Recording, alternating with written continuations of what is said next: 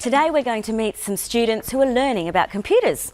Often if you think of students, you think of young people, but the computer students in today's story are senior citizens. They're older people who grew up before computers became popular.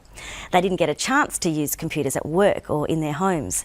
Let's see if they're enjoying learning about computers in today's story, Computer Students.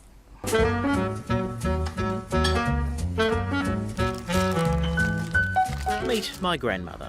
Dorothy Sizer is in her mid-70s, a regular golfer, great gardener, top cook and knits up a storm. She and her sister-in-law Jean Sizer are active and involved members of the older generation. It's been several years since they retired, meaning they missed out on the computer boom in workplaces and at home. So in the last few years they've joined a rapidly growing group of retirees getting online. Because I felt illiterate in modern technology, and you would hear jargon and you didn't know what people were talking about and didn't want to be left behind. Dorothy was mostly taught by grade 12 student Katie Blonsky.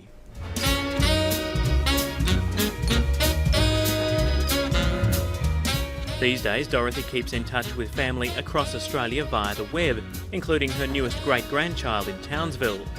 With Katie looking on, Dorothy has learnt an entirely new technology from scratch. It's the age bit that your memory's not as good and your learning ability's not as good as when you were young. Really. And that's the bits you found difficult? Yes, the remembering. And because you're not using it continuously, you're not reinforcing what you've learned. And I just put so-and-so or whatever it was at hotmail.com. Jean Sizer decided to learn about computers after being given one. After a few months I decided I needed a little bit of help, and so I went to a course for absolute beginners, and we learned how to turn it on, how to turn it off, and a few things in between then.